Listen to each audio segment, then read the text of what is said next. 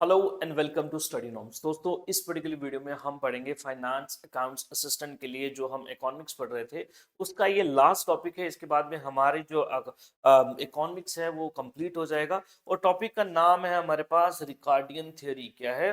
Ricardian theory. दोस्तों, पहले number आप ये समझे रिकार्डियन थ्योरी का मतलब क्या है। रिकार्डियन थ्योरी, रिकार्डियन थ्योरी नाम इसलिए है क्योंकि उसको जो देने वाले बंदे हैं जिन्होंने इसको प्रोपाउंड किया है उन्हीं का नाम क्या है? डेविड। ठीक है, उनका नाम क्या है? डेविड रिकार्डियो। ठीक है, रिकार्डियो। ठीक है, तो डेविड रिकार्डियो ने ये थ्योरी दी है। ये थ्योरी किस पे है? थ्योरी है रेंट के ऊपर। थ्योरी है रेंट के। बेसिकली दोस्तों, ये उस वक्त की बात है जब ना नेपोलियनिक वॉर चल रही। नेपोलियनिक नेपोलियनिक नेपोलियनिक वॉर आपका तकरीबन आप कह सकते हैं 1803 लेके 1815 तक चले। नेपोलियनिक वॉर का मतलब है नेपोलियन के वॉर। नेपोलियन जो है आप कह सकते हैं इस टाइम पीरियड के अराउंड आप देखें फ्रांस का आप कह सकते हैं डिक्टेटर था, एम्परर था वहां का। और इसके वॉर चल रहे थे। ठीक, इस टाइम पे वॉर जब चल रहे थे ना, तो आप कह सकते हैं कि वहां पे जो क्रॉप्स हैं और मेनली जो क्रॉप थी वो था कॉर्न, यानी कि आपका जो मेज है, जो मक्की है, इसके प्राइसेस बहुत ज्यादा बढ़ रहे थे। और साथ में ही आप देखेंगे इसके साथ में जो लैंड रेंट्स थे वो भी बहुत ज्यादा बढ़ रहे थे। तो ये जो डेविड है, डेविड ये देखता है कि भाई क्यों कॉर्न के प्राइसेस क्यों इतने बढ़ रहे हैं और साथ में लैंड रेंट्स के प्राइसेस इतने बढ़ रहे हैं। तो इसने ये सोचा कि कॉर्न के प्राइसेस बढ़ने की वजह से लैंड रेंट बढ़ रहे हैं या फिर लैंड रेंट्स बढ़ने की वजह से कॉर्न के जो प्राइसेस हैं वो बढ़ रहे हैं। तो इसने एक थ्योरी दे डाली। ठीक है, और वो थ्योरी थी थ्योरी ऑफ रेंट।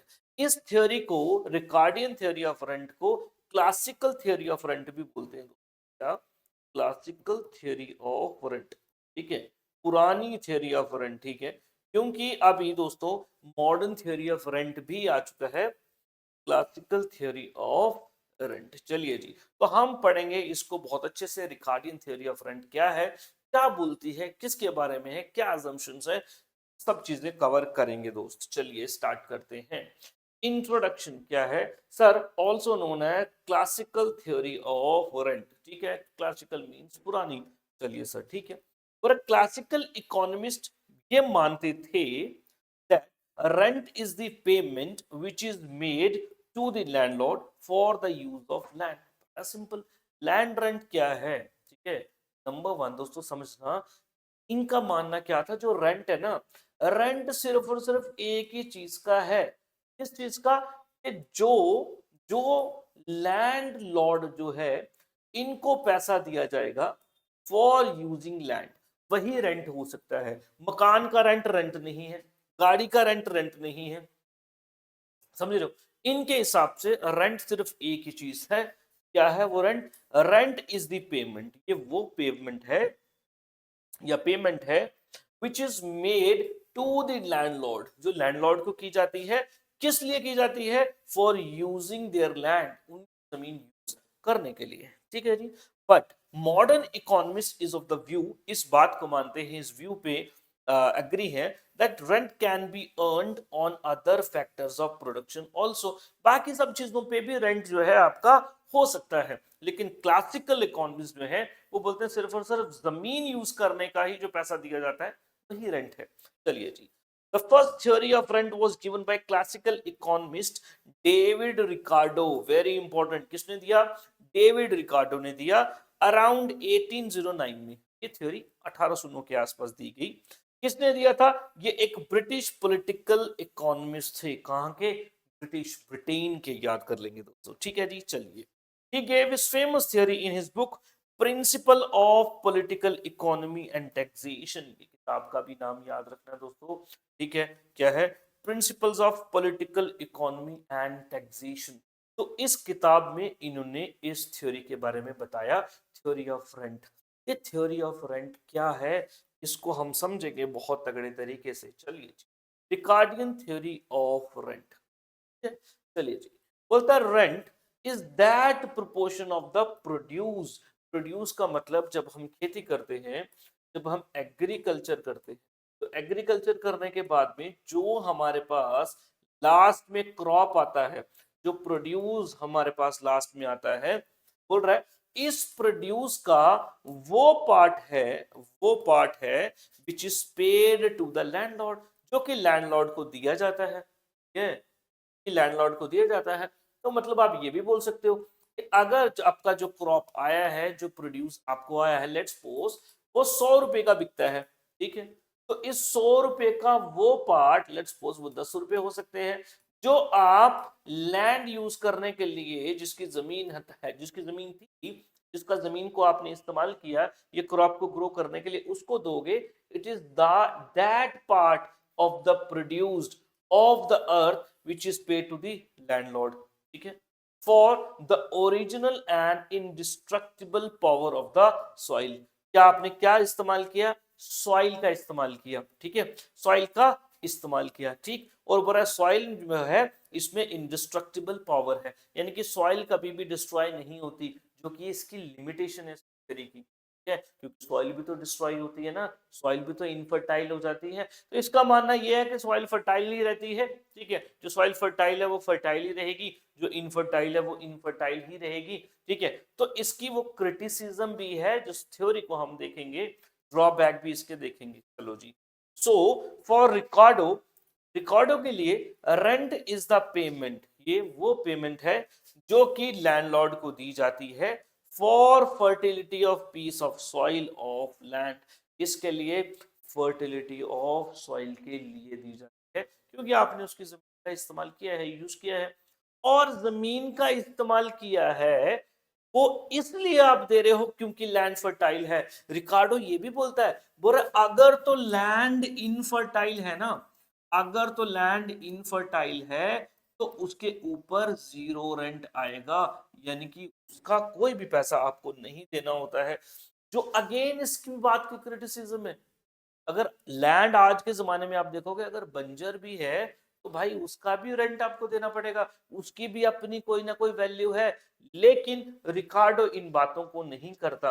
रिकार्डो ये बोलता है land land rent arises due to fertility. दोस्तों मैं लिख दे रहा हूं यहां पे, land rent, land rent arises due to its fertility, its fertility. ठीक है जी, ये बोलता है बोरा फर्टाइल लैंड जो है, फर्टाइल लैंड जो है उसके ऊपर दोस्तों रेंट होता है, रेंट आएगा। और जो लैंड फर्टाइल नहीं है इसके ऊपर रेंट कोई भी नहीं आएगा दोस्तों। ठीक है, इसको ये मार्जिनल लैंड बोलता है, अभी आपको पता लग जाएगा। अभी मैं आपको बताता हूं क्या है ये मार्जिनल लैंड। चलिए जी, ये देखिए। चलो, over here it is important to know, ये बहुत ज्यादा इंपॉर्टेंट है जानना, that David Ricardo divides the land into parts. पर लैंड जो है दो पार्ट्स में इसको बांटा जाता है। ठीक है, या फिर आप कह सकते हैं इसका जो रेंट है वो दो पार्ट्स में बांटा जाता है। नंबर वन है इकोनॉमिक रेंट, जिसको आप प्योर रेंट, जिसको आप रियल रेंट भी। दूसरा है आपका ग्रॉस, ग्रॉस का मतलब होता है टोटल या फिर होल, तो ग्रॉस रेंट या फिर होल रेंट, ग्रॉस रेंट या फिर होल रेंट। ये जो पहला रेंट है जिसे हम रियल रेंट बोल रहे हैं, जिसे हम इकोनॉमिक रेंट बोल रहे हैं, देखिए द फर्स्ट वन, यानी कि जो रियल रेंट हम बोल रहे हैं, is the rent that is paid to the landlord for the piece of his land, क्योंकि हम उसकी लैंड इस्तेमाल कर रहे हैं, which has original and indestructible power। और इस लैंड के पास indestructible पावर है जो कि कभी भी डिस्ट्रॉय नहीं होगा, इसको यूज करने के लिए देते हैं। whereas सेकंड जो है जिसे हम क्या बोलते हैं, सेकंड जो है जिसे हम होल या ग्रॉस बोल रहे हैं, second one includes the payment for the investment done on land by the landlord. और बोला जो लैंडलॉर्ड अपनी जमीन के ऊपर कुछ पैसा खर्चा करता है तो उसके ऊपर भी जो रेंट आएगा, ठीक है, उसको हम सेकंड बोल रहे हैं या ग्रॉस बोल रहे हैं या होल बोल रहे हैं। This is because every landlord makes some expenditure on his land, make it worthy of being, let's suppose, देखिए एक लैंडलॉर्ड है, उस लैंडलॉर्ड के पास लैंड है, इस लैंड को फर्टाइल बनाने के लिए लेट्स सपोज ये इसके ऊपर कुछ पैसा खर्चा करता है, तो इसको वो बोल देता है होल लैंड या होल लैंड रेंट। और आपको इसके साथ लेना देना नहीं है कि ये उसके ऊपर कितना खर्चा करता है। जब आपने इस लैंड को यूज किया, इस लैंड में एक पावर है जो कि इनडिस्ट्रक्टिबल पावर है, वो लैंड है, और लैंड जो ओरिजिनल पावर है उसको यूज करने के लिए आप जो देते हो उसी को बोलते हैं लैंड। अगर इसको आपको नहीं भी समझ आया, यू कैन स्किप इट, इसकी कोई काम की चीज नहीं है, सिंस इसने बोली है बातें तो मैंने आपको बता दी। लेकिन मोस्ट इंपॉर्टेंटली आप ये बात याद कर लें, लैंड रेंट वो क्या बोलते हैं, for a land rent is that part of the produce paid to the landlord, ये वो पार्ट है प्रोड्यूस का, या फिर ये वो पैसा है जो लैंडलॉर्ड को दिया जाता है। क्यों? क्योंकि उसकी लैंड को यूज हमने किया है, ये बात बोल दिया। दूसरी बात ये भी दोस्तों ये बोलता है कि लैंड रेंट तभी होता है क्योंकि लैंड फर्टाइल होती है। मतलब इसके कहने का ये, अगर लैंड फर्टाइल नहीं होगी तो इसके ऊपर रेंट भी नहीं आएगा। आगे मैं आपको बताऊंगा प्रॉपर टेबल के चार्ट के साथ, तो आपको और समझ आएगा। पर अगर लैंड इनफर्टाइल है तो कोई भी रेंट नहीं होगा, क्योंकि ऐसा नहीं होता, वही इसकी क्रिटिसिज्म। चलिए देखें, डेविड रिकार्डो क्लेरिफाइज, पूरा क्लियर करता है that in economics we study only the first type of rent। ठीक है, जिसे हम इकोनॉमिकल प्योर और रियल रेंट बोलते हैं, तो हमें पहला ही पढ़ना है। He further clarifies that rent is residual amount, कहता है residual amount, ठीक है, which is left after all other factors of production are being paid। ठीक है, तो लैंड को क्या बोला,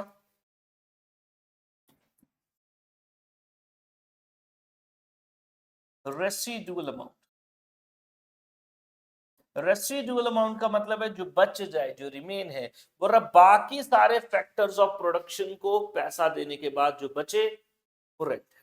मतलब ये, आपने प्रोडक्शन किया, किसी क्रॉप को ग्रो किया, ठीक है, तो आपके पास जो बीज है ये फैक्टर ऑफ प्रोडक्शन है, आपने बीज में जो पैसा लगाया, देन जो लेबर आपने इसके ऊपर यूज किया, आपने उसको भी पैसा दिया होगा, होगा कि नहीं दिया होगा, बिल्कुल। लेट्स सपोज अगर आपने इसमें कुछ मैन्यूर डाला होगा, खाद डाली होगी, तो ये भी आपका फैक्टर्स ऑफ प्रोडक्शन में आएगा, तो इसमें भी आपने पैसा दिया होगा। लेट्स सपोज 100 रुपए की आपका प्रोड्यूस आया, आपकी क्रॉप हो गई, लेट्स सपोज आपने 30 रुपए इसमें पैसा खर्चा किया, 30 रुपए आपने इसमें पैसा खर्चा किया, 20 आपने इसमें भी पैसा खर्चा किया था, ठीक है, 30 और 20 50 और 70, बोला जो रेसिड्यू बच जाए, जो रिमेन रह जाए, जो रेसिड्यू बच जाएगा अमाउंट, क्या है, रेंट है, वही क्या है, रेंट है। और अगर एक जमीन के टुकड़े को आप इस्तेमाल कर रहे हो, जमीन के टुकड़े को आप इस्तेमाल कर रहे हो, और आपके फैक्टर्स ऑफ प्रोडक्शन आप पे कर रहे हो, और रेसिड्यू अगर कुछ नहीं बचता, तो रेंट कुछ भी नहीं होगा, रेंट कुछ भी नहीं देना है, जो कि ऐसा नहीं होता। ये एक इसकी थ्योरी है, इस थ्योरी में कुछ एजम्पशंस हैं जिसको आपको ध्यान में रखना पड़ेगा, वो मैं अभी आपको बताऊंगा। लेकिन ये बात समझ गए आप, रेसिडुअल अमाउंट क्या है मैंने आपको बता दिया, तो पर जो रेसिडुअल अमाउंट है वही रेंट है, रेसिडुअल जो अमाउंट है वही रेंट है दोस्तों, ये देखें, ठीक है। चलिए जी, बर है residual amount which is left after all other factors of production are being paid, therefore rent belongs to the landlord and only he should get his amount। ठीक है, चलो जी, so rent was residual amount according to the Ricardo, जो बच जाएगा वो rent होगा। आप और अच्छे से समझोगे जब आप एक इमेज को देखोगे, जब आप एक इमेज को देखोगे, ले मेरे भाई देख, बड़े ध्यान से देख दोस्त, बड़े ध्यान से देख लेना, ठीक है। चलिए जी देखो, ठीक, लैंड को ना 4-5 ग्रेड्स में बांट देते हैं। ए ग्रेड लैंड, आपका ए ग्रेड आपका लैंड हो गया, बी ग्रेड हो गया, सी हो गया, डी हो गया। यहाँ पे इसने P Q R S T लिखा है, ठीक है। चलिए जी, देखो और अब अच्छा इसकी एक और बात स्टार्ट करता है ये, और जो कि कल्टीवेशन है ना, कल्टीवेशन फसल को उगाने का जो काम है, और ये हमेशा बेस्ट कैटेगरी ऑफ लैंड से ही स्टार्ट होगा, बेस्ट कैटेगरी ऑफ लैंड से स्टार्ट होगा। मतलब ये जो सबसे ज्यादा फर्टाइल लैंड है ये वहां से स्टार्ट होगा। जब वो फर्टाइल लैंड पूरी पूरी खत्म हो जाएगी, उस पर पूरी की पूरी प्रोडक्शन हो रही है, और फिर भी अगर जरूरत पड़ रही है प्रोडक्शन की, तो फिर दूसरी कैटेगरी ऑफ लैंड पे जाया जाएगा जो कि उससे कम फर्टाइल है, फिर वो भी इस्तेमाल हो गया, फिर तीसरी कैटेगरी ऑफ लैंड पे जाया जाएगा जो कि उससे भी कम फर्टाइल है।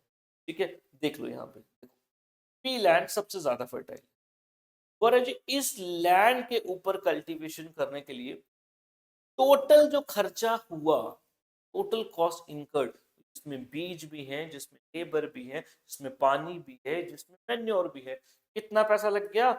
300 रुपए। Done sir, done. और बोल रहा है जो आउटपुट निकला, यानी कि फसल आई, फसल को बेचेंगे मार्केट में, ठीक है। और जब हमने उसको बेचा, वैल्यू ऑफ आउटपुट कितना आ गया?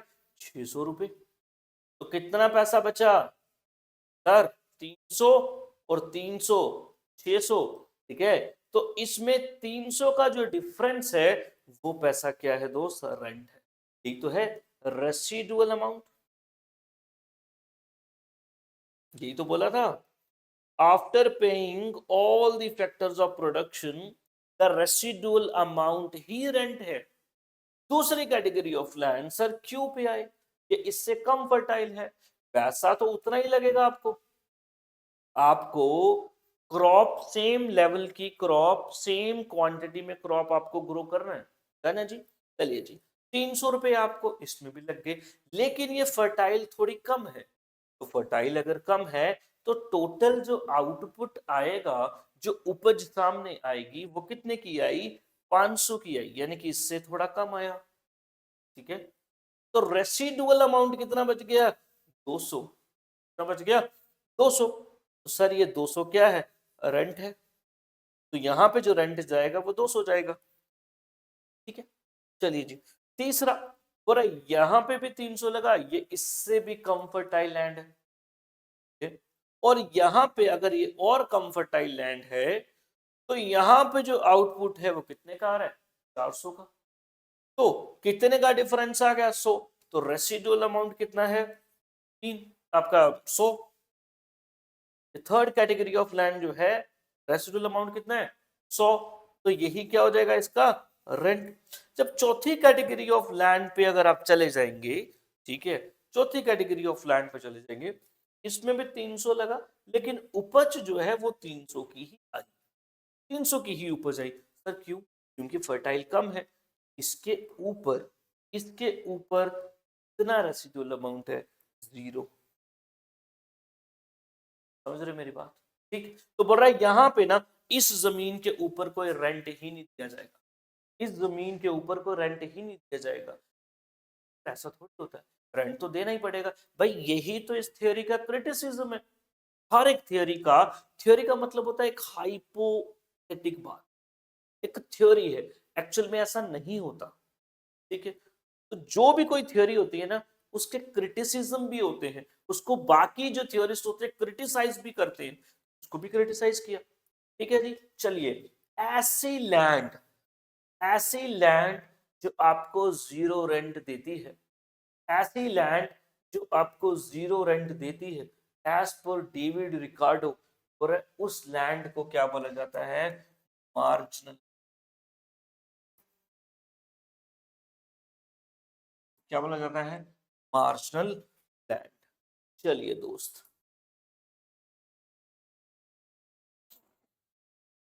डन है जी।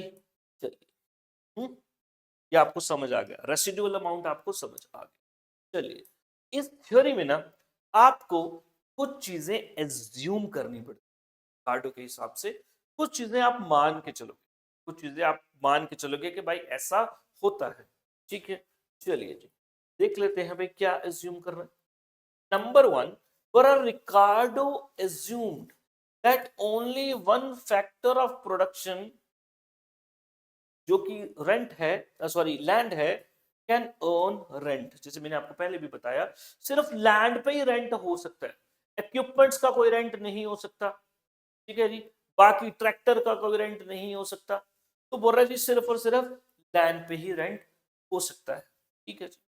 बोल रहा रेंट जो है, ठीक है, रेंट जो है अराइज करता है due to the fertility of soil.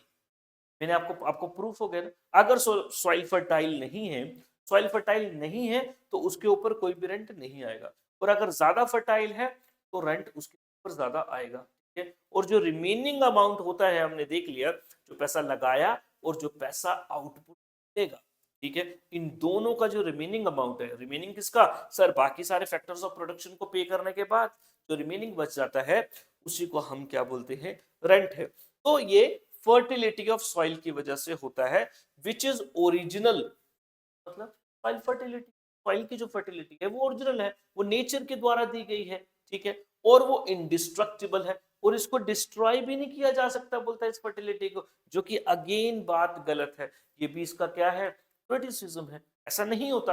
आप सभी को पता है सॉइल भी डिस्ट्रॉय होती है, ठीक है, और ये ओरिजिनल नहीं है, समझ रहे, ओरिजिनल है तो इसको चेंज भी तो किया जा सकता है। अगर कोई लैंड फर्टाइल नहीं है तो उसमें खाद वाद डाल के चेंज भी तो किया जा सकता है, लेकिन रिकार्डो इस बात को नहीं मानता, वो बोलता ओरिजिनल है और इंडिस्ट्रक्टिबल है, जिसको डिस्ट्रॉय नहीं किया जा सकता। तीसरा बोलता है लैंड जो है ये नेचर का गिफ्ट है, hence its supply is fixed, और ये इन इलास्टिक है, ठीक है जी। इसने बोला जी नेचर ने दिया है और इसकी सप्लाई जो है वो फिक्स्ड है, इसको आप बढ़ा घटा नहीं सकते, जब आप इसमें चेंजेस नहीं कर सकते, उसी वर्ड को बोलते हैं इलास्टिक। इलास्टिक देखा ना आपने, इलास्टिक को खींच के लंबा कर सकते हैं, छोड़ेंगे फिर छोटा हो जाता है, ठीक है, तो उसमें चेंज कर सकते हैं। जब आप चेंज नहीं कर सकते उसको इन इलास्टिक बोलते हैं, ठीक है जी। Elasticity is equal to 0, land की बात कर रहे हैं। चलिए जी, he also assumed that land can be used to produce only corn, क्योंकि इसने कॉर्न का एग्जाम्पल देखा था, इसके आसपास कॉर्न ही उगाई जा रही थी उस वक्त, तो इसने कॉर्न ही देखा था, ठीक है जी। And has no alternative use, बोल रहा है जी लैंड का कोई और ऑल्टरनेटिव यूज। अगेन ये भी इसका एक क्रिटिसिज्म है, इसकी बात को क्रिटिसाइज किया गया, इसकी बात के आप कह सकते हैं इसको हमने कहते हैं गलत प्रूफ कर दिया गया। चलिए जी, ये है assumption of his theory। चलिए next, most fertile land will be used at first and then we move on the less fertile land, ठीक है। ये बात ये सोचता है, ये बात ये मानता है, ठीक है, कि सबसे पहले ज्यादा फर्टाइल लैंड को यूज किया जाएगा और then come then come then come then सबसे कम फर्टाइल बाद, ठीक है। अगला, there is perfect competition in the land market, ठीक है। Perfect competition land lease market का मतलब ये है कि इस लैंड को रेंट पे देने वाले जो लैंडलॉर्ड है वो भी बहुत हैं, परफेक्ट कंपटीशन में ऐसा ही होता है, ठीक है। और बोरा जो खरीद रहे हैं, जो रेंट पे ले रहे हैं वो भी बहुत है, ठीक है जी। चलिए जी, तो इसी को बोलते हैं परफेक्ट कंपटीशन। चलो, this mean that there are many landlords willing to rent out their homogeneous piece of land. बोल रहा है वो क्या कर रहे हैं, होमोजेनियस पीस ऑफ लैंड है, सभी के पास सेम ही लैंड है, सेम ही फर्टिलिटी है, और वो दे रहे हैं, ऐसा नहीं होता, नहीं होता, ठीक है जी। चलिए जी, नेक्स्ट है, it's a long term concept, ये एक लॉन्ग टर्म कॉन्सेप्ट है, शॉर्ट टर्म कॉन्सेप्ट नहीं है, दैट्स इट। ये कुछ assumptions हैं दोस्तों। आपको दोस्तों अगर मेरे वीडियोस अच्छे लगते हैं, पहली बात तो दोस्तों आप उसको लाइक करें, कमेंट्स पे जरूर आपकी राय मुझे बताएं कि आपको लेक्चर्स कैसे लगते हैं। और अगर आप में से कुछ लोग फाइनेंस अकाउंट्स असिस्टेंट की तैयारी कर रहे हैं, तो दोस्तों, या कोई और एग्जाम की भी तैयारी कर रहे हैं, जैसे जेकेपी कांस्टेबल की, फीमेल सुपरवाइजर की, ईएचटीओ की, स्टॉक असिस्टेंट की, पुलिस सब इंस्पेक्टर की, फाइनेंस अकाउंट असिस्टेंट की, तो आप हमारे कोर्सेज में ऑनलाइन ऑफलाइन एनरोल कर सकते हैं। हम बहुत डेडिकेशन के साथ आपको पढ़ाते हैं, बहुत ज्यादा आपका ध्यान रखते हैं, बहुत ज्यादा आपकी कॉन्सेप्चुअल क्लैरिटी पे काम करते हैं। सारे के सारे पीडीएफ, सारे के सारे test, topic wise test, full and mock test आपको इन कोर्सेज में हम प्रोवाइड करते हैं दोस्तों। चलिए जी, फाइनेंस अकाउंट असिस्टेंट का कोर्स 3,000 रुपए का है। कूपन एंड ऑफर्स में जाइएगा, कूपन अप्लाई कीजिएगा, आपको इंस्टेंट 1,000 रुपीज का डिस्काउंट मिल जाएगा, आपको 2,000 ये कोर्स मिल जाएगा दोस्तों, अगर आप इस कूपन का इस्तेमाल करेंगे। और इन कोर्सेज के लिए आप हमसे विजिट कर सकते हैं हमारे ऑफिस में, ये नंबर दिया गया, कुछ पूछना बताना है तो आप यहाँ पे भी बता सकते हैं। ठीक है जी, वीडियो को लाइक और कमेंट जरूर कर दीजिएगा दोस्तों। चलिए, नेक्स्ट है एक छोटा सा कॉन्सेप्ट और, मार्जिनल लैंड, जो कि मैं आपको बता चुका हूँ।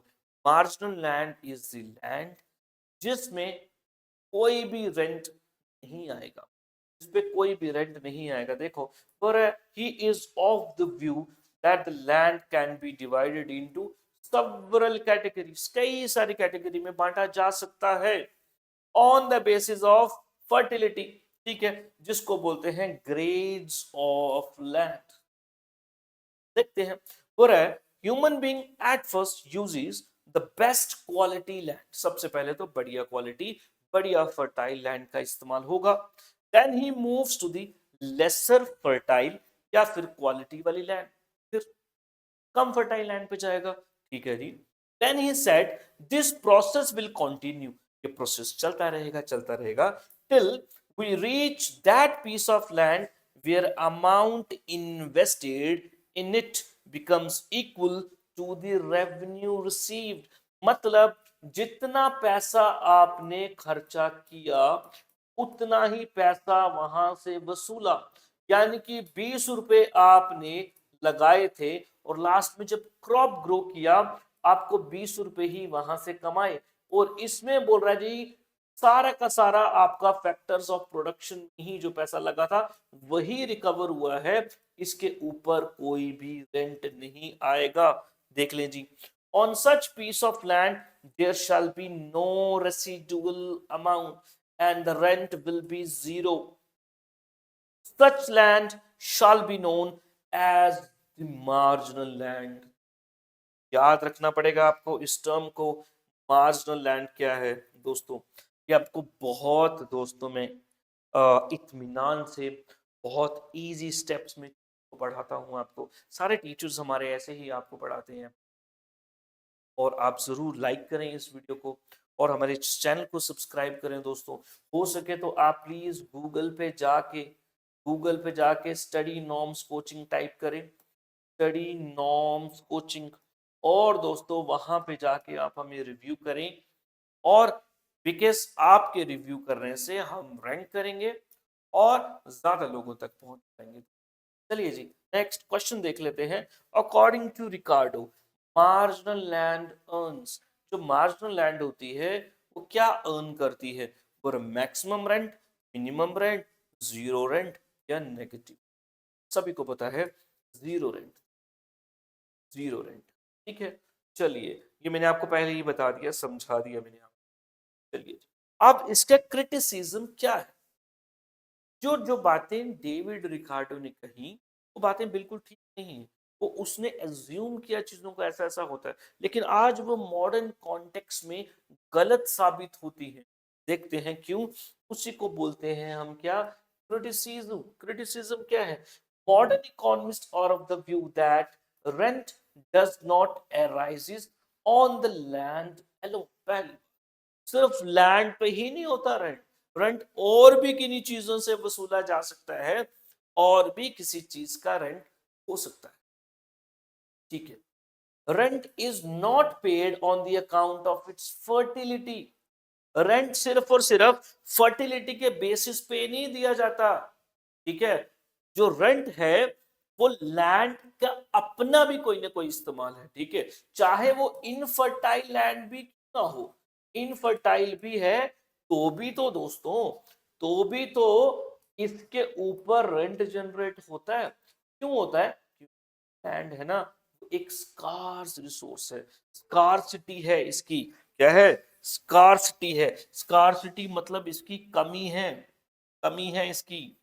ठीक है ना, सभी के पास लैंड नहीं होती है, इस वजह से इसका रेंट होता है, ना कि फर्टाइल की वजह।